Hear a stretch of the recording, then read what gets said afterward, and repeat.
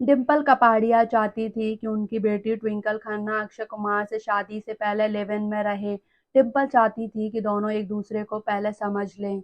अक्षय कुमार डिंपल के पास उनकी बेटी का हाथ मांगने आए थे। डिंपल ने कहा था कि पहले तुम दोनों 2 साल एक दूसरे के साथ रहो, अगर लगता है कि सब सही है फिर शादी भी कर लेना। ट्विंकल ने कहा कि उनकी मां शादीशुदा जिंदगी की चुनौतियों को समझती थी, इसलिए उन्होंने ऐसा सुझाव दिया था।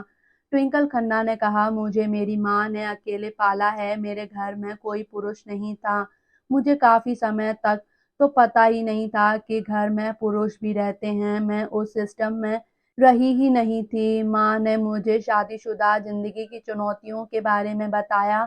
जब मेरे पति मेरा रिश्ता मांगने उनके पास गए तो उन्होंने हम दोनों को साथ रहने का ऑप्शन दे दिया।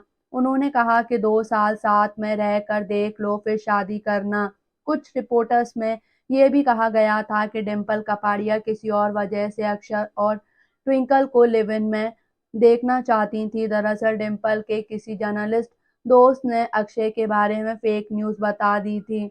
उसने कहा था कि अक्षय गे हैं। डिंपल ने इसी शंका को मिटाने के लिए दोनों को शादी से पहले साथ रहने का सुझाव दिया था।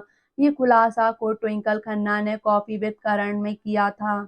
डिंपल की शर्त पर अक्षय ट्विंकल साथ रहे और 1 साल बाद शादी कर ली।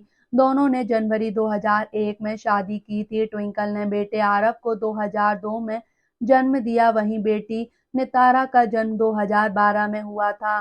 ट्विंकल खन्ना राजेश खन्ना और डिंपल कपाड़िया की बड़ी बेटी हैं। राजेश खन्ना और डिंपल कपाड़िया की शादी 27 मार्च 1973 को हुई थी। इस समय राजेश खन्ना 31 साल और डिंपल कपाड़िया 16 साल की थीं। एक इवेंट में डिंपल को देखकर राजेश खन्ना उनके दीवाने हो गए थे। उस समय डिंपल अपनी पहली फिल्म बॉबी की शूटिंग कर रही थी।